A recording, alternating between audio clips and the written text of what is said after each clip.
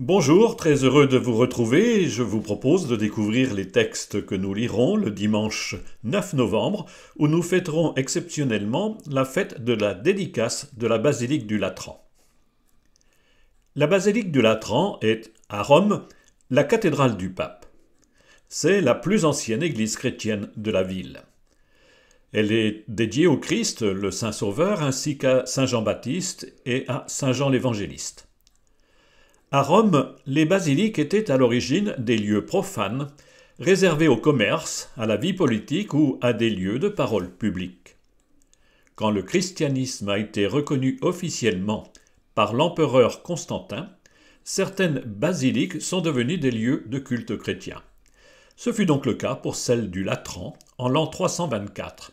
Elle devint alors l'église du pape Sylvestre Ier, qui fit construire à proximité un baptistère et sa résidence. Cette basilique est donc considérée comme l'église mère de toutes les églises. Et c'est pour cela que l'Église catholique célèbre chaque année le 9 novembre la fête de la dédicace partout dans le monde. La dédicace, c'est le rite qui consacre, qui rend sacré un édifice pour le culte. Cette cérémonie prévue pour toute église comprend une prière de consécration et une onction avec le Saint-Crème de la maison elle-même et de l'autel. Pour cette fête, 3 lectures sont proposées. Une vision du prophète Ézéchiel lui fait entrevoir le nouveau temple comme une source de vie. Dans la deuxième lecture, Paul nous apprend que nous sommes tous la maison du Seigneur. Enfin, dans l'Évangile, nous voyons Jésus prendre un fouet pour nettoyer le temple, la maison de son Père. Mais commençons par découvrir la première lecture. Le prophète Ézéchiel est en exil à Babylone, sur les bords du fleuve Euphrate. Le temple de Jérusalem et la ville ont été détruits par les troupes de Nabuchodonosor. Ézéchiel a une vision. Il voit le nouveau temple reconstruit et du côté droit de la maison de Dieu jaillit une petite source. Elle devient un grand fleuve qui irrigue tout le pays et même régénère la mer morte. Cette vision nous est racontée au chapitre 47 du livre d'Ézéchiel, les versets 1 et 2, puis 8 et 9, et enfin 12. En ces jours-là, au cours d'une vision reçue du Seigneur, l'homme me fit revenir à l'entrée de la maison, et voici, sous le seuil de la maison, de l'eau jaillissait vers l'Orient, puisque la façade de la maison était du côté de l'Orient. L'eau descendait de dessous le côté droit de la maison, au sud de l'autel. L'homme me fit sortir par la porte du nord, et me fit faire le tour par l'extérieur, jusqu'à la porte qui fait face à l'Orient, et là encore l'eau coulait du côté droit. Il me dit, « Cette eau coule vers la région de l'Orient, elle descend dans la vallée du Jourdain, et se déverse dans la mer morte dont elle assainit les eaux. En tout lieu où parviendra le torrent, tous les animaux pourront vivre et foisonner. Le poisson sera très abondant, car cette eau assainit tout ce qu'elle pénètre, et la vie apparaît en tout lieu où arrive le torrent. Au bord du torrent, sur les 2 rives, toutes sortes d'arbres fruitiers pousseront. Leur feuillage ne se flétrira pas, et leurs fruits ne manqueront pas. Chaque mois, ils porteront des fruits nouveaux, car cette eau vient du sanctuaire. Les fruits seront une nourriture, et les feuilles un remède. » Quelle belle vision! Dommage qu'elle ne nous soit pas donnée à entendre dans sa totalité. Les coupures dans le texte originel cassent la vision. N'hésitons pas à la relire dans son intégralité. Car ce mince filet d'eau qui surgit du côté du temple, devient un petit ruisseau, puis une rivière, et enfin un fleuve infranchissable. La vie renaît partout. Les arbres poussent et la mer morte regorge de poissons. L'image annonce la renaissance du peuple, qui après l'exil à Babylone reviendra au pays. Ils rebâtiront la ville et le temple, ils pourront enfin rendre au Seigneur le culte dont ils auront été privés pendant plusieurs décennies. Pour nous, chrétiens, la vision d'Ézéchiel évoque une parole que Jésus, dans l'évangile de Jean, prononce lors de la fête des tentes. « Si quelqu'un a soif, qu'il vienne à moi et qu'il boive, celui qui croit en moi. Comme dit l'Écriture, de son cœur couleront des fleuves d'eau vive. » C'est au chapitre 7 de Jean, les versets 37 et 38. C'est du côté du Christ que jaillit l'Esprit Saint. Le même évangile de Jean nous apprend que, sur la croix, un des soldats avec sa lance lui perça le côté, et aussitôt il en sortit du sang et de l'eau. Chapitre 19 de Jean, verset 34. La vision nous prépare à comprendre la parole étrange de Jésus, qui annonce qu'en 3 jours il rebâtira le temple détruit. Car ce temple, c'est son corps, d'où jaillit la source vive des sacrements. Découvrons maintenant la deuxième lecture. Le corps du Christ a été le temple où Dieu résidait en humanité. Saint Paul nous fait découvrir qu'à la suite du Christ, nous sommes tous la maison où Dieu réside. Notre corps est le vrai temple, notre être un édifice bâti sur le Christ.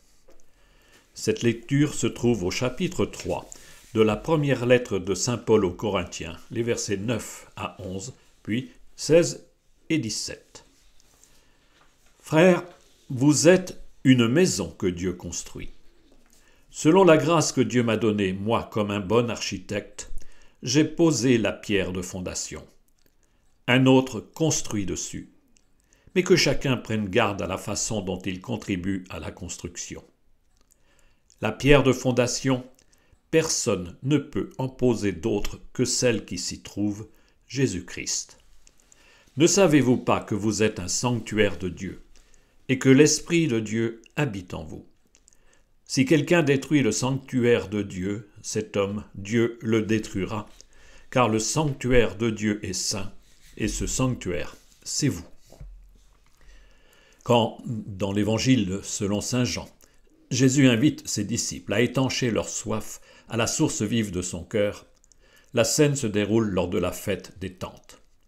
Dans le désert et la marche vers la terre promise, la tente est l'espace sacré où Dieu habite et où seul Moïse peut pénétrer. Elle préfigure le Saint des Saints, le lieu le plus sacré du temple de Jérusalem. Or, en latin, la tente se dit « tabernaculum ». Si nous entendons bien le message de Paul, nous sommes tous des tabernacles.